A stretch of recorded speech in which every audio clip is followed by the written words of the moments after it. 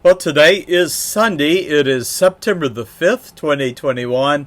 My joy to come to you with today's devotional thought, the title, Praise, Prayers, Promises, and Peace. Our scripture reading is from Psalm 29, only 11 verses long. I encourage you to read it and then allow my devotional to perhaps enhance your study of the scriptures this morning. Now, I'm going to begin with a couple of questions. What can you give someone who has everything? What can you and I, mere mortals, with our failings and shortcomings, give to God, who is the creator and sovereign of the universe? I titled the chapter, Give That Which Only You can give. Psalm 29, verse 1 and 2.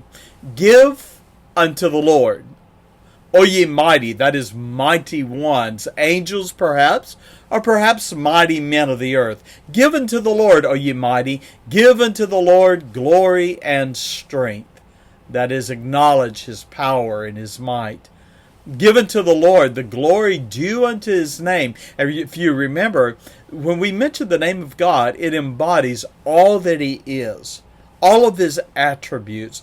He's omniscient, he's omnipotent, he's omnipresent, he's sovereign God, he's loving, he's kind, he's just, he's holy, he's a God who is compassionate and merciful, he's a God of grace. When we say give unto the Lord the glory due his name, it is reminding us of all that is true of God. And then it goes on to say, worship the Lord in his beauty, in his glory, in his splendor of holiness. Worship and adoration are due unto the name of the Lord. Now, verses 3 through 9, you'll notice the power and presence of the Lord in the storm. The presence and majesty of the Lord in his creation, then, we find explained in verses 3 and 9. Rather than a prolonged commentary, allow me to just simply read the verses and add my own amplification as we do so. Now, as I read this, I want you to picture the loudest, most violent thunderstorm that you have ever heard. Imagine the darkness of the clouds coming into the area in which you live, and the lightning and the sound and the fury of a storm. Allow me to read that now, because the thunderstorm is now compared to the voice of God. Psalm 29 and verse 3. The voice or the thunder of the Lord is upon the waters. The God of glory thundereth. The Lord is upon many waters. The voice, the thunder, the sound, the noise of the Lord is powerful. The voice of the Lord is full of majesty. The voice of the Lord breaketh the cedars. It's like the sound and the fury of a tornado perhaps going through a forest, and the uprooting of the trees and turning great trees into mere toothpicks. The Lord breaketh the cedars of Lebanon. He maketh them also to skip or to leap. All of this is a picture of the power of God's voice. Verse 7, the voice of the Lord divideth, it cuts the flames of fire. Verse 8, the voice of the Lord, it shaketh, it trembles the wilderness, the desert places.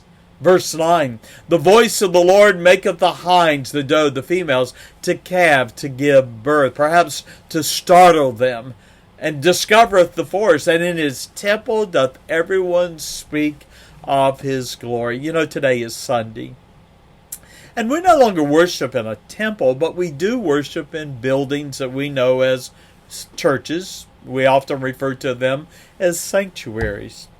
As you worship the Lord today, remember verse 10 and 11. The Lord is sovereign of creation. Psalm 29 verse 10. The Lord sits or he abides upon the flood. Wow, what a promise for those in the path of the storm that recently crossed through Louisiana and reached all the way up to New York State. The Lord sitteth then upon the flood. Yea, the Lord sitteth king forever He is the everlasting King. The Lord will give strength unto his people. The Lord will bless his people with peace. Think about that last promise. The psalm concludes with an assurance that when the storms are raging, we can take comfort remembering the Lord is sovereign over creation. To him, the flood waters, though powerful and frightening, are a footstool, for he is the everlasting King.